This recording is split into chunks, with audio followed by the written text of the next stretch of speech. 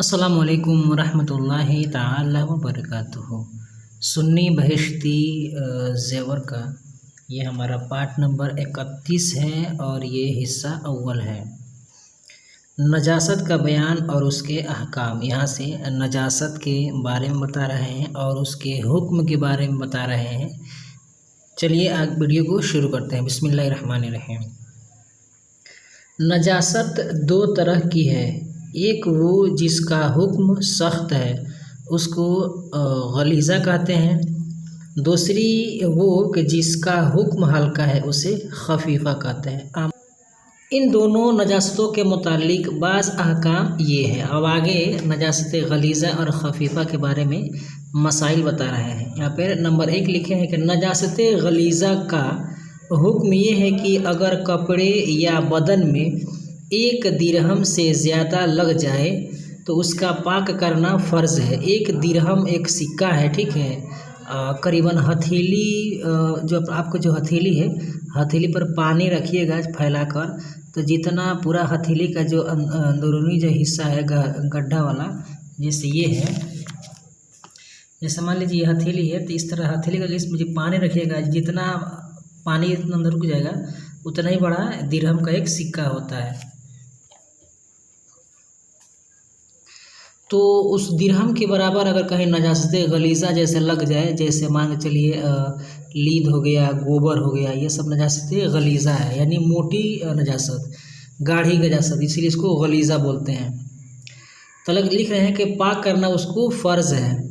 बेपाक किए नमाज पढ़ ली तो होगी ही नहीं, और जानबूझकर पढ़ ली तो गुनाह भी हुआ। जैसे कि मान लीजिए अगर कोई जानता नहीं है, अगर वैसे उसको वो पढ़ लिया है तो उसकी नमाज नहीं होगी, और कोई जानबूझकर पढ़ रहा है जानते हुए तो वो गुनहगार भी होगा।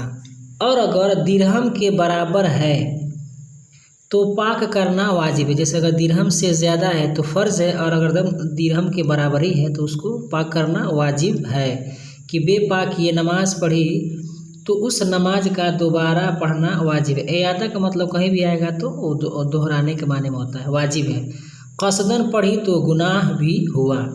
और अगर दिरहम से कम है, जैसे अगर एक दिरहम एक सिक्के के से अगर कम है, सिक्का से अगर कम मतलब कहीं नजासत लगी हुई है तो कम है, तो पाक करना सुन्नत है, यानी उसको मतलब पाक को करना, धोना होना सुन्नत है। कि बेपाक ये नमाज पढ़ ली तो हो गई मगर सुन्नत के ख़िलाफ़ हुई, उसको दोहरा लेना अच्छा है, मतलब ज़रूरी नहीं है दोहराना, ठीक है। अगर मतलब दोहरा लेंगे तो मतलब आपके लिए अच्छा है, सुन्नत के ख़िलाफ़ आपने ये काम कर दिया है।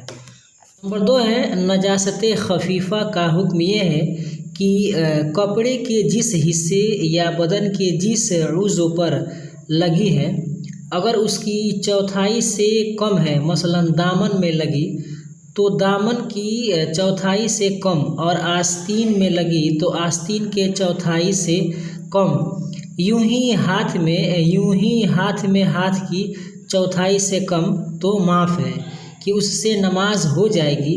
और अगर पूरी चौथाई में हो तो बेधोए नमाज न होगी। देखिए मान के चलिए, जैसे अगर मान के चलिए ये आपका हाथ है, यहाँ से लेकर यहाँ तक आपका हाथ है, तो इस हाथ को आपको 4 हिस्से में बांटना है। जैसे मान लीजिए एक हिस्सा ये हो गया, एक हिस्सा ये हो गया, 2 हिस्सा, और एक हिस्सा ये हो गया 3 हिस्सा, और एक हिस्सा ये हो गया 4 हिस्सा।